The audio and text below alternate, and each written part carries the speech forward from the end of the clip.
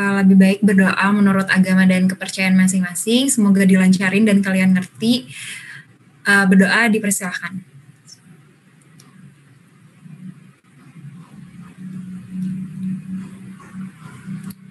Berdoa dicukupkan. Oke teman-teman, kalau misalkan nanti suara aku tiba-tiba hilang atau kenapa, boleh langsung kasih tahu aku aja ya. Dan kalau misalkan ada pertanyaan pun, tolong taruh dulu aja di kolom chat. Nanti bakal aku jawab kalau misalkan sesi pemaparan materinya udah selesai semua, aku jelasin ya. Oke, jadi teman-teman hari ini kita bakal masuk ke lab 3 di mana kita akan mempelajari administrasi perpajakan PPh pasal 21. Nah, yang pertama ini aku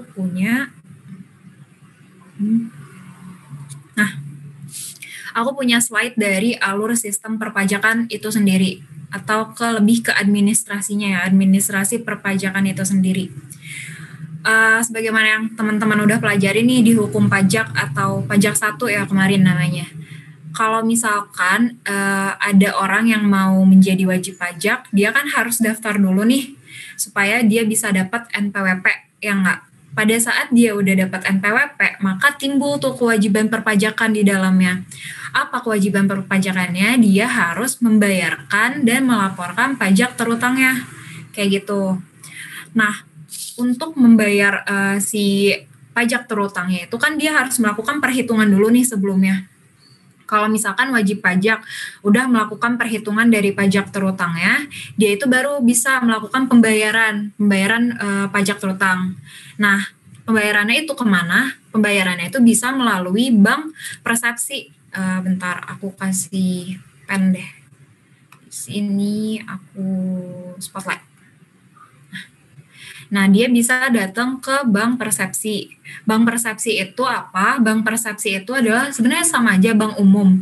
Cuma bedanya dia itu bank umum yang udah ditunjuk dan dipilih sama Kementerian Keuangan buat jadi salah satu tempat untuk penerimaan sumber negara dari perpajakan kayak gitu. Jadi kalau misalkan aku nih wajib pajak orang pribadi, terus aku mau melakukan pembayaran pajak atas pajak keturutang aku tahun 2020 gitu.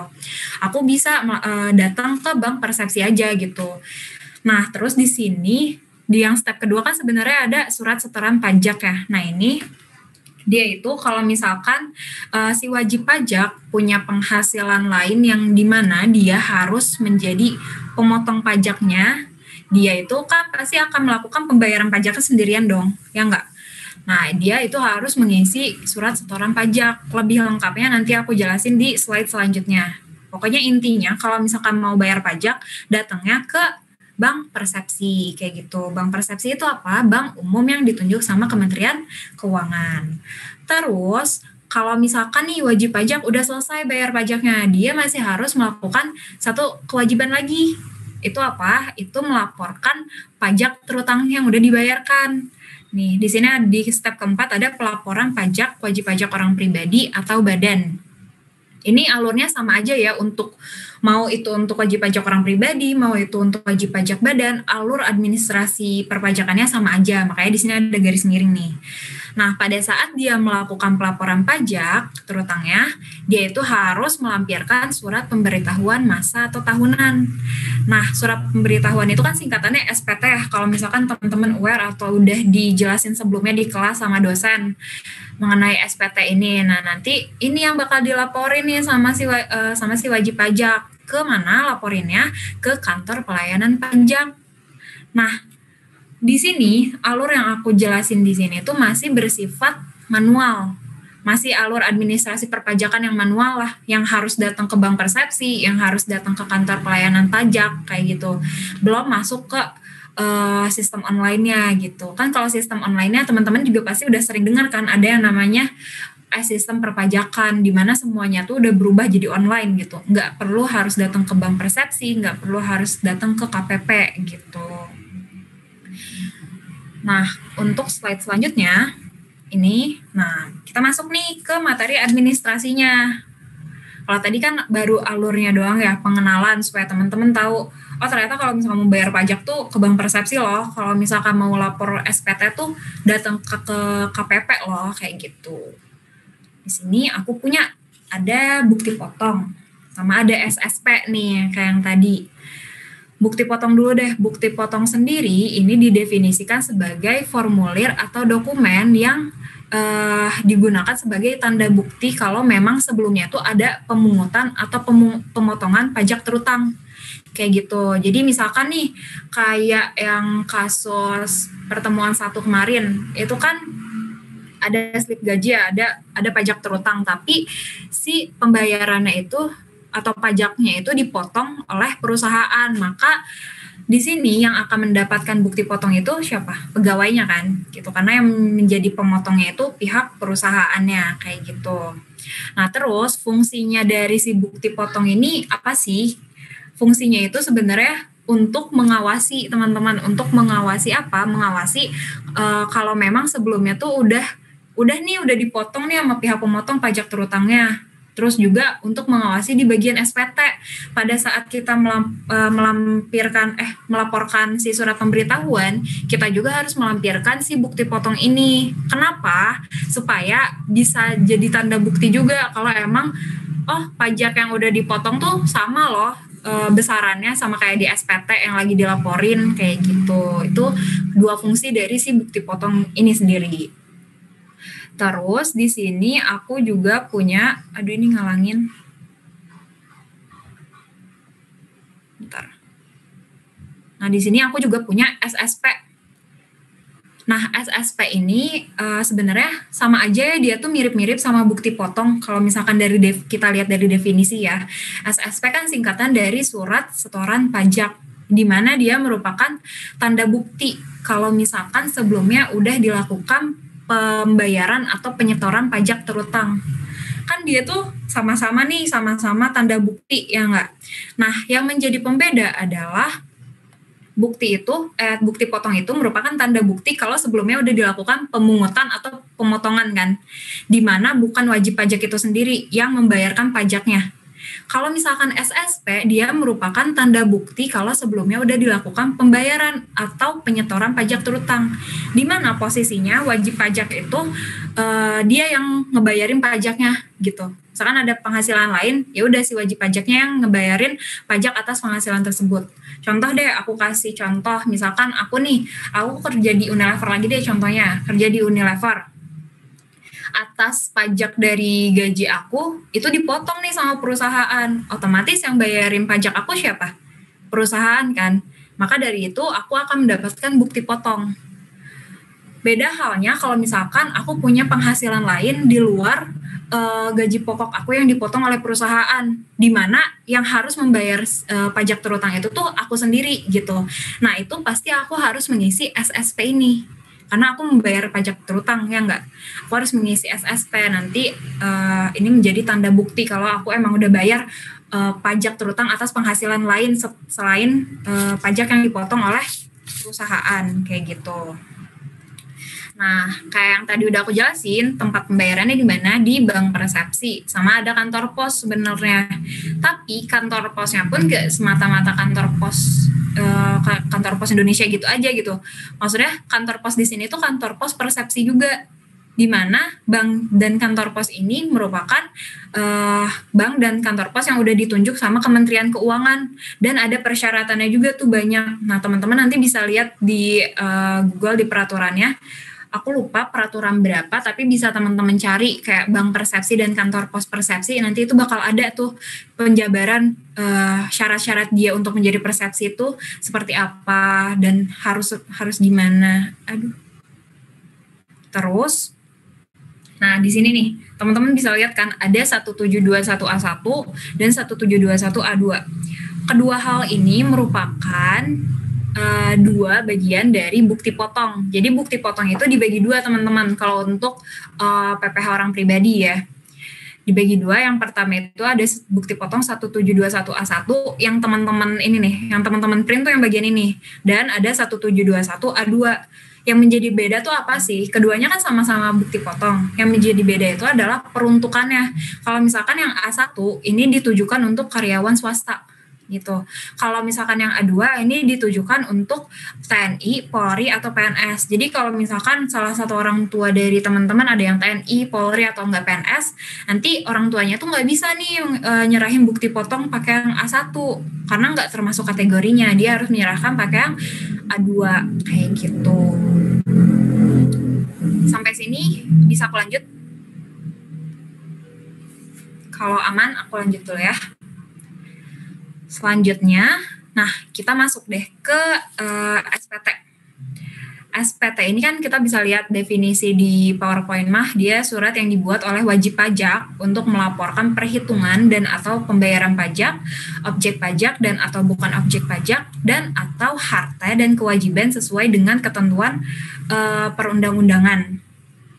Jadi sebenarnya tuh kalau misalkan definisi simpelnya si surat pemberitahuan ini ya surat yang digunakan untuk melaporkan pajak terutang yang sebelumnya udah kita bayar gitu aja sih sebenarnya ya definisi singkatnya kayak surat untuk melaporkan. Dan pada saat kita melaporkan si SPT ini kayak yang tadi aku bilang tuh ada bukti potong yang menjadi tanda bukti yang harus dilampirkan. Kita harus melampirkan si bukti potongnya. Kenapa? Karena kan nanti harus disesuaikan pajak terutang yang udah dibayar kayak udah dibayar atau udah dipotong tuh sesuai nggak sih sama pajak terutang yang dilaporkan di SPT kayak gitu. Terus si SPT ini berfungsi juga untuk mengawasi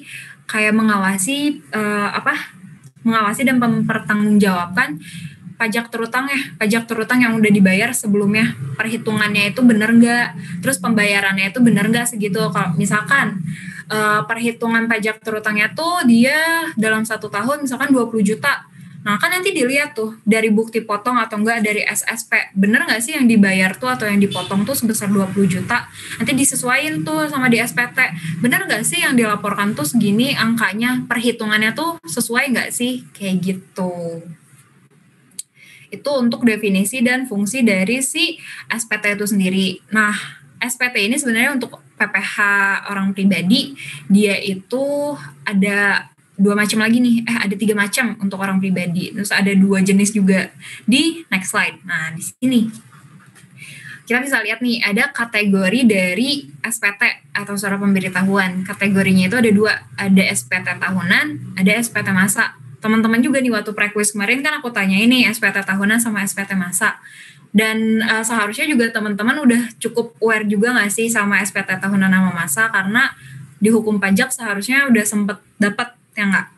Bedanya dari kedua SPT ini adalah kalau SPT tahunan itu digunakan untuk periode setahun sekali gitu di akhir tahun pajak aja. Tapi kalau SPT masa ini dilaporkan kalau misalkan si wajib pajak tuh mau melaporkan pajak terutangnya dalam kurun waktu bulanan gitu. Misalkan aku mau melaporkan pajak terutang aku atas bulan Juni. Nah, nanti SPT yang aku laporkan tuh ya SPT masa di bulan Juni gitu. Beda halnya kalau misalkan aku mau melaporkan SPT-nya tuh setahun sekali. Misalkan tahun pajaknya aku tuh Januari sampai Desember. Nah, maka aku akan melaporkan SPT tahunan. Nah, tahunannya nanti di akhir tahun pajak ngelaporinnya tuh gitu. Terus ada nggak nih deadline-nya kayak jangka waktu penyampaiannya tuh harus sampai kapan? Ada nanti di next slide aku jelasin.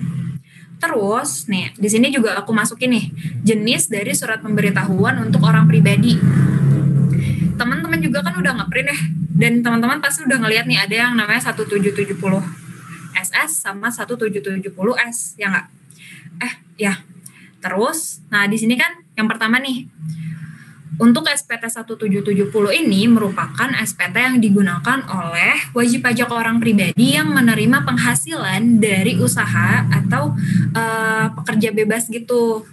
Nah, kalau misalkan 1770 SS ini digunakan untuk wajib pajak orang pribadi yang menerima penghasilan di bawah 60 juta. Kalau misalkan wajib pajak pribadi itu brutonya, penghasilan brutonya itu di bawah 60 juta, atau dalam 1 tahun tuh dia cuma punya 1 pemberi kerja, dia akan menggunakan SPT 1770 SS. Tapi kalau misalkan penghasilan brutonya itu di atas 60 juta atau dalam 1 tahun tuh dia punya 1 atau lebih pemberi kerja, dia harus menggunakan 1770S. Gini, misalkan aku kerja di Unilever. Aku kerja di Unilever doang ya, aku nggak kerja di mana-mana lagi. Terus penghasilan aku tuh di bawah 60 juta, maka aku harus melaporkan SPT dengan jenis 1770 SS. Beda halnya kalau misalkan penghasilan bruto aku di bawah 60 juta nih, oke, udah ketahuan nih, kita udah mikir, oh pakai SS. Tapi ternyata aku tuh kerjanya nggak cuma di Unilever gitu, aku kerja juga di instansi lain gitu. Nah itu aku nggak bisa nih pakai SS, aku udah harus pakai yang ini nih, 1770S, karena kriterianya tuh aku udah masuk yang ini nih, tahun 1 atau lebih pemberi kerja gitu. Kalau untuk yang kategori dan jenis SPT sampai situ aja, aku lanjut dulu ya. Tapi kalau misalkan mau ada yang ditanyain, boleh bilang aja. Kolom chat juga belum ada apa-apa, oke aku lanjut dulu aja ya. Next slide adalah, nah ini, batas waktu penyampaian SPT, deadline-nya lah bahasa kita mah ya. Jadi ini aku cuma ngasih taunya SPT PPH untuk PPH doang ya, karena di sini kan kita lagi belajar mengenai pajak penghasilan 21. Tadi aku bilang kan SPT itu ada yang tahunan kan, ada tahunan ada masa. Nah untuk SPT tahunan dan wajib pajaknya itu orang pribadi, SPT-nya SPT PPH, batas waktu penyampaian SPT-nya itu akhir bulan ketiga dari tahun pajak. Dan biasanya itu jatuh di tanggal 31 Maret. Ini batas waktu penyampaian SPT. Kalau misalkan wajib pajaknya itu merupakan badan, dia itu beda. Dia itu jadi akhir bulan keempat dari tahun pajak. Dan biasanya jatuh di tanggal 30 April. Nah, beda lagi sama SPT masa. Kalau misalkan SPT masa itu batas waktu penyampaiannya adalah ini tanggal 20 ya maksudnya, bukan 20 bulan berikutnya, tapi tanggal 20 bulan berikutnya. Jadi misalkan aku mau melaporkan SPT masa bulan Januari, berarti batas waktu penyampaian aku tuh tanggal 20 bulan Februari, kayak gitu. Kenapa sih ini harus harus batas waktu penyampaian SPT segala? Karena tadi udah aku kasih tahu SPT itu merupakan salah satu kewajiban dari wajib pajak. Yang mana kalau misalkan nggak dilakuin nih, kita bakal dapat sanksi. Entah itu sanksinya pidana atau sanksi administrasi, dilihat dari seberapa parahnya pelanggaran kita gitu. Kalau misalkan kita memanipulasi atau bahkan sengaja, itu bisa aja pidana. Tapi ada juga yang namanya sanksi administrasi gitu. Nah kalau misalkan sanksi administrasi itu apa? Next slide. Nah, di sini kita punya sanksi keterlambatan dari penyetoran atau penyampaian SPT. Nah, di sini tuh aku punya 4 nih. 4 ada SPT masa PPN. SPT masa PPN dia akan dikenakan sanksi administrasi sebesar 500.000 per masa atau per bulan kalau misalkan terlambat menyetorkan si SPT-nya. Misalkan nih, kan tadi aku bilang kalau misalkan aku mau nyampein SPT masa Januari berarti paling lambat itu tanggal 20 bulan Februari. Walaupun aku nyampeinnya tanggal 21 nih misalkan, walaupun cuma 1 hari aja. Tapi kan udah telat, udah lewat dari batas waktu penyampaian. Nah itu aku bakal dikenain tuh sanksi dendanya sebesar 500.000 kayak gitu. Terus di sini aku juga punya SPT masa lainnya. SPT masa lainnya tuh SPT masa di luar PPN. Kalau ini kan khusus untuk PPN aja ya, dia nominalnya 500.000 tuh. Kalau misalkan SPT masa lainnya tuh untuk PPH, misalkan untuk PPH 21, untuk PPH 23, 22, untuk PPH 4 ayat 2, atau untuk PPH 15, banyak lah ya PPH-nya. Ini tuh dia akan dikenakan sanksi sebesar 100.000 per masa, kayak gitu. Terus di sini ada SPT tahunan juga nih, sanksi keterlambatan untuk SPT tahunan. Kalau misalkan SPT tahunan orang pribadi, terus kita terlambat nih, kan tadi maksimalnya kapan? Akhir bulan keempat kan, akhir bulan keempat tahun pajak, berarti di tanggal 30 April. Kalau misalkan aku melaporkannya di tanggal 1 Mei gitu, itu kan walaupun cuma 1 hari, tetap aja aku terlambat gitu. Nah itu aku bakal dikenain sanksi sebesar 100.000. Tapi kalau misalkan badan lumayan nih, kalau misalkan badan telat ya 1 hari, udah deh keluar 1 juta buat sanksi gitu.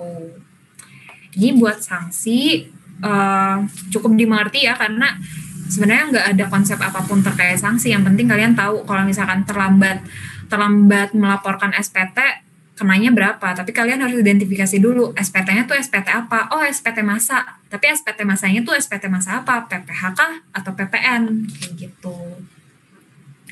Next slide. Nah, di sini aku punya nih, ada sistem administrasi perpajakan. Tadi kan di awal aku ngasih tahu ya, ada alur administrasi perpajakan. Nah, itu kan aku ngasih tahu masih manual tuh, masih harus datang ke bank persepsi, masih harus datang ke KPP. Nah, kalau misalkan sistem administrasi perpajakan ini, sebenarnya dia itu sistematika yang dibuat oleh DJP, supaya yang tujuannya tuh lebih ke ini sih, ke mempermudah wajib pajaknya. Supaya apa? Supaya dia tuh kalau misalkan bayar pajak, ya udah bisa dilakuin kapanpun gitu. Atau dia mau melaporkan SPT, dia bisa melakukan itu kapanpun dan dimanapun gitu. Dia nggak perlu datang ke KPP setempatnya gitu. Terus, nah di sini nih, yang pertama aku punya e-registration. E-registration itu apa? E-registration itu merupakan satu sistem aplikasi yang dibuat oleh DJP yang gunanya itu untuk melakukan pendaftaran sebagai wajib pajak gitu ya. Pendaftaran. Terus di sini ada pengukuhan. Pengukuhan di sini tuh misalkan aku nih pengusaha. Terus aku mau nih dikukuhin jadi wajib pajak gitu, supaya aku tuh taat pajak gitu. Jadi aku pengen dikukuhin sebagai wajib pajak karena aku udah termasuk ke persyaratan yang memang harus gitu. Nah, itu aku bisa menggunakan aplikasi e-registration ini. Atau aku tuh udah jadi pengusaha kena pajak, tapi aku merasa kayak cabut aja deh, nggak usah jadi pengusaha kena pajak, toh udah nggak terlalu memenuhi persyaratannya lagi gitu. Nah, itu aku bisa melalui aplikasi e-registration juga, karena di sini dia bisa melakukan pencabutan pengusaha kena pajak. Atau aku tuh ada perubahan data nih mengenai informasi perpajakan aku, data pribadi aku gitu. Nah, ini tuh aku bisa melakukannya di e-registration juga gitu. Jadi aplikasinya tuh buat pendaftaran, pengukuhan atau pencabutan pengusaha kena pajak, dan perubahan data gitu. Terus di sini ada ESPT. Nah, tadi kan kita di yang sebelumnya, di yang alur administrasi pertama, kalau misalkan mau melaporkan SPT, datang nih ke kantor pelayanan pajak. Terus kita minta formnya. Isi itu manual, kotaknya satu-satu kita isi informasinya. Lama lagi kan, belum nanti harus ngantri gitu. Kalau misalkan pakai ESPT nih, dia itu aplikasi untuk membuat SPT elektronik. Jadi kalian nggak perlu juga sih datang ke KPP, tinggal download aja di DJP Online si aplikasi ESPT ini. Nanti kalian juga tinggal ngisi-ngisi aja sih, di aplikasinya tuh data-data apa aja gitu. Dan lebih terarah juga sebetulnya ya, karena dia tuh bisa meminimalisir kesalahan gitu. Terus di sini ada e-fin. Nah, sebelum ke e-fin, aku mau jelasin dulu deh e-filingnya supaya lengkap di e-fin. E-filing ini adalah aplikasi untuk melakukan penyampaian SPT secara online. Kalau tadi kan yang SPT ini cuma membuat SPT elektronik. Nah, pada saat penyampaiannya atau pelaporannya, kita menggunakan e-filing ini. Jadi, pada saat kita melaporkan SPT, nggak usah tuh datang ke KPP. Kamu lagi di Jakarta, atau kamu lagi di Jogja, lagi di Kalimantan, kalau misalkan ada aplikasinya dan ada internetnya, ya udah bisa aja lakuin gitu. Nah, tapi untuk melaporkan si SPT secara online ini, kita harus punya identification number buat si e-filingnya, yaitu e-fin nih. Kan buat dapet identification number-nya kita harus bikin dulu nggak sih? Nah, buat bikin ya, kita pakai aplikasi ini nih. Jadi paling penting kalau misalkan mau lapor SPT secara online, penting banget kita harus punya e-fin. Kalau nggak punya e-fin, ya kita nggak bisa nyampein gitu. e-fin ini adalah pemberian nomor identitas atas transaksi elektronik. Transaksi elektronik itu maksudnya yang tadi, yang pembayaran pajak terutangnya gitu, pelaporan e-filing gitu. Terus, nah di sini aku juga punya nih ada e-billing. E-billing itu apa? Kalau tadi kita yang alur administrasi manual, bayar harus ke bank persepsi ya nggak, kayak mager banget nggak sih keluar rumah gitu, lagi corona harus keluar rumah terus ke bank lagi, belum ngantrinya ya nggak. Nah, dengan adanya e-billing, wajib pajak tuh sebenarnya dipermudah. Karena apa? Karena dia bisa melakukan pembayaran pajak terutang di mana aja gitu. Di mana aja maksudnya as long as kalian punya perangkat elektronik untuk membayar pajak terutang ya gampang-gampang aja, mau dari ATM mau dari m-banking gitu. Tapi banget DJP kan maksudnya KPP juga harus tahu nih pembayaran pajak terutang sebesar 10 juta nih ini dari siapa sih? Kan dia harus tahu nih, harus ada identitasnya kan. Nggak mungkin kita cuma transfer gitu aja gitu. Nggak mungkin kayak cuma transfer. Bahkan Shopee pun kalian perlu identitas ya nggak sih? Perlu akun. Nah sama e-billing pun gini. Untuk membayar pajak terutang kita harus buat dulu identification number-nya. Di mana? Di e-billing gitu. Jadi makanya di sini definisinya membuat billing pembayaran secara online. Terus aku juga punya nih e-faktur. E-faktur ini sebenarnya berkaitan sama pajak pertambahan nilai. Misalkan aku seorang pengusaha kena pajak menjual barang ke Tuan A, dia juga pengusaha kena pajak, di mana aku harus memungut PPN kan di dalamnya. Atas barang tersebut, atas penyerahan barang tersebut, aku harus memungut PPN. Kalau aku memungut PPN kepada PKP, otomatis aku harus membuat faktur pajak. Dengan adanya e-faktur, ini tuh lebih dipermudah karena ya aku bisa buat e-fakturnya, maksudnya aku bisa buat faktur pajaknya ya di mana aja gitu, secara otomatisasi gitu. Itu mempermudah banget. Nah ini pokoknya ini berkaitan dengan PPN. Terus di sini juga ada e-form. Nah, e-form ini merupakan formulir SPT online untuk diunggah ke e-filing. Maksudnya apa? Sebenarnya e-form sama e-filing tuh dia mirip-mirip. Kenapa? Kalau e-filing kan dia pelaporan SPT-nya secara online ya. Maksudnya kalian tuh harus terhubung ke internet nih buat ngisi data si SPT, terus kalian pas nyampeinnya juga kalian harus input data juga di e-filing dan harus terkoneksi internet. Kalau internet kalian ternyata error, keganggu atau tiba-tiba mati wifi-nya, ya udah hilang tuh datanya, harus dari ulang. Nah, kalau misalkan e-form, dia tuh konsepnya sama untuk melaporkan SPT juga. Tapi gini, dia itu download dulu nih, download di DJP online, download formnya, form SPT online. Nah, kalian ngisi SPT-nya tuh nggak perlu tuh terhubung ke internet, karena kan udah udah di download. Kalau di download kan nggak perlu pakai internet juga bisa kebuka ya nggak? Tapi kalian isi dulu secara offline juga nggak apa-apa, nggak usah khawatir sama internet. Kalau internet kalian tiba-tiba mati juga nggak usah khawatir, datanya juga nggak akan kenapa-kenapa gitu kan. Nanti kalau misalkan udah selesai, diunggahnya dari apa? Dari yang e-filing ini gitu. Jadi sebenarnya kalau misalkan e-form tuh kerja 2 kali sih, kalian download dulu, ngisi dulu, ngunggah gitu. Kalau misalkan e-filing kerjanya sekali sih, cuma ya harus stabil aja internetnya karena e-filing itu butuh internet, kalau e-form dia nggak butuh internet gitu. Aku next, boleh? Aku lihat belum ada yang nanya. Oke, aku next. Selanjutnya, nah aku punya contoh dari SPT tahunan PPh orang pribadi dari 1770 SS. Sebenarnya aku di sini punya 3 contoh. 1770 SS, 1770 S sama 1770. Sebenarnya banget format dia tuh sama aja konsepnya ya. Identitas dan perhitungan pajak. Perhitungan pajak terutang maksudnya. Tapi yang menjadi pembeda adalah kayak yang tadi udah aku jelasin. Peruntukannya itu untuk siapa aja. Kalau misalkan beda-beda kategori kan dia pasti beda-beda formulir dong. Ya nggak mungkin dia satu formulir untuk semuanya gitu. Kayak di sini kita bisa lihat untuk 1770 SS ini tuh diperuntukkan untuk yang mempunyai penghasilan dari satu pemberi kerja dan tidak mempunyai penghasilan lainnya kecuali bunga bank dan atau bunga koperasi kayak gitu. Nah, di sini tuh kita punya nih ada identitas, terus nanti di bawah-bawahnya tuh ada perhitungan pajaknya. Sebenarnya dia panjang gitu sih.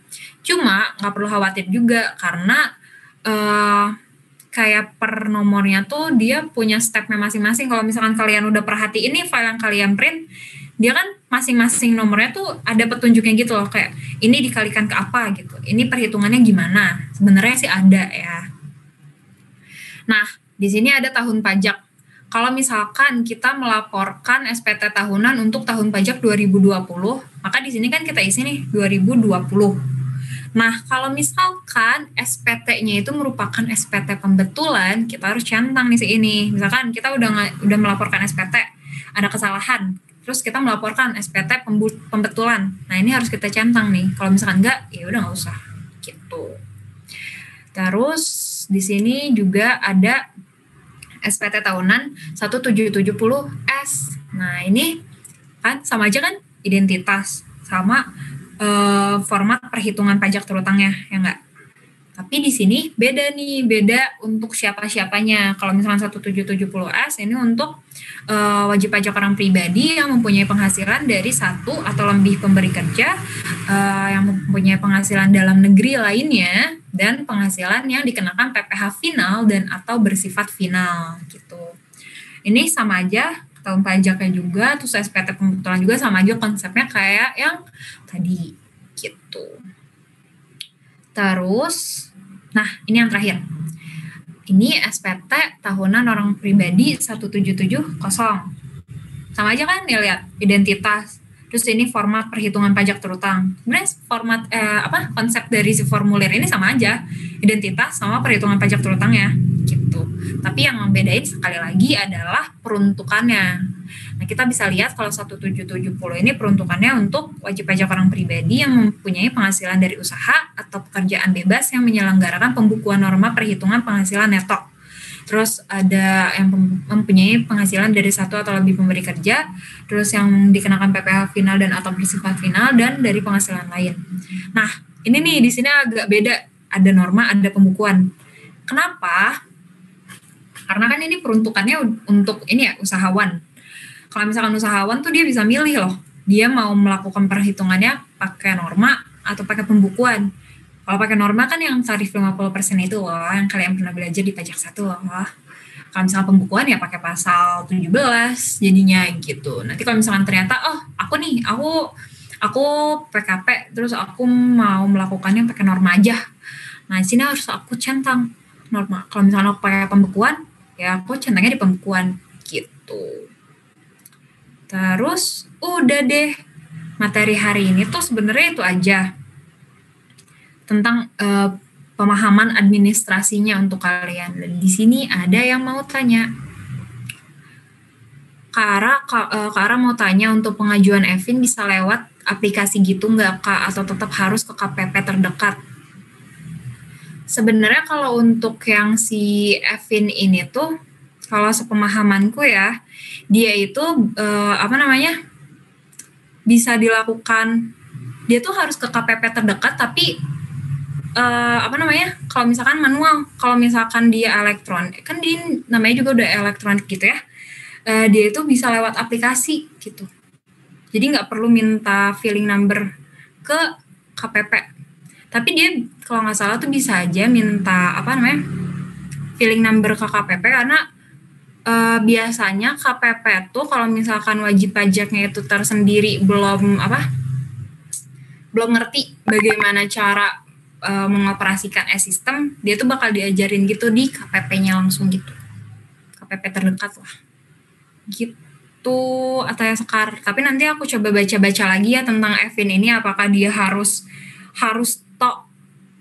mutlak datang ke KPP dulu atau ada opsi lain gitu. Tapi setauku jawabannya kayak yang tadi. Oke. Kalau yang lainnya, ada yang mau ditanyain dulu nggak?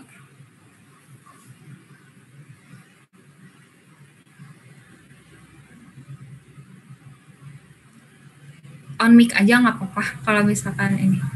Oh, apa-apa di chat. Oke. Kayak yang termasuk seperti masa itu apa saja, dan yang masuk seperti tahunan? SPT maksudnya. Oke. Yang masuk ke SPT masa dan SPT tahunan itu sebenarnya bergantung ke wajib pajaknya itu sendiri. Kalau misalkan dia mau melaporkan pajak terutangnya itu secara bulanan, ya dia pakainya yang SPT masa. Tapi kalau misalkan dia mau melaporkan pajak terutangnya itu secara tahunan, ini bicara konteksnya PPh dulu ya. Secara tahunan, dia bisa pakai yang SPT tahunan ini gitu. Sebenarnya kalau misalkan yang untuk PPN pun dia pakainya kan masa ya. Misalnya ada penjualan gitu, penjualan atas barang kena pajak di bulan Juni, itu aku kan harus melaporkan SPT juga. SPT-nya masuknya SPT masa gitu. Jadi yang termasuk ke masa dan tahunan itu apa aja tuh poinnya tuh bukan di apa aja sih sebenarnya. Tapi poinnya itu adalah di periode wajib pajak itu tuh mau melaporkannya secara bulanan atau tahunan gitu. Kalau misalkan jenis-jenisnya itu ada lagi kan, kalau misalkan kayak tadi tuh SPT 1770, 1770S sama SS itu kan SPT tahunan orang pribadi ya. Nah kalau untuk SPT masa tuh ada lagi juga namanya tuh SPT masa. Untuk yang PPN sama PPh, tapi nggak aku masukin ke materi yang ini karena kalian lagi belajarnya mengenai PPh. Nanti bakal ada lagi sih sebenarnya kalau untuk yang itu.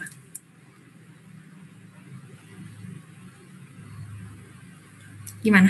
Farhan menjawab nggak? Ya. Nanya. Boleh. Kalau misalnya kan saya milih laporannya tuh pakai SPT masa. Nah, apakah kayak harus bakalan ada mau ngumpulin lagi SPT tahunannya, atau kalau udah cukup masa aja, tahunan aja gitu? Oh, kalau misalkan udah masa aja. Kalau misalkan tahunan ya tahunan gitu. Karena biasanya perusahaan atau misalkan kayak usahawan tuh dia punya ini sendiri nggak sih, punya kebijakan sendiri gitu loh. Dan harus konsisten juga kan sama kayak konseptual frameworknya akuntansi keuangan tuh harus konsisten kan gitu. Jadi dia mau kayak gimana cara pelaporannya gitu. Aulia. Makasih Kak. Oke. Pak. Ya. Jadi bebas sama si WP-nya gitu ya, mau bayar masa atau tahunan gitu? Iya, bergantung sama wajib pajaknya sendiri gitu. Apakah dia melaporkannya itu mau per bulan atau per tahun gitu. Makasih Kak. Oke. 1 menit lagi ya sampai 16.40, nanti soalnya aku upload. Ada yang mau nanya lagi?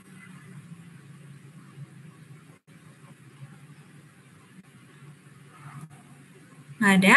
Oke. Kalau nggak ada, untuk materi lab 3 ini sebenarnya sampai sini aja. Kalau misalkan nanti mau ada yang ditanyain lagi atau terkait soal, bisa kalian tanyain di grup. Semoga membantu banget ya. Kalau misalkan ada yang masih kurang paham konsepnya, chat aku aja. Di luar jam praktikum pun nggak apa-apa, cuma maaf kalau misalkan agak slow rest gitu. Udah, materi hari ini itu aja. Makasih ya teman-teman. Soalnya bakal aku upload di Google Classroom. Thank you. Aku leave ya. Aku end meeting maksudnya. Bye-bye. Ya Kak, makasih Kak. Makasih Kak. Makasih Kak.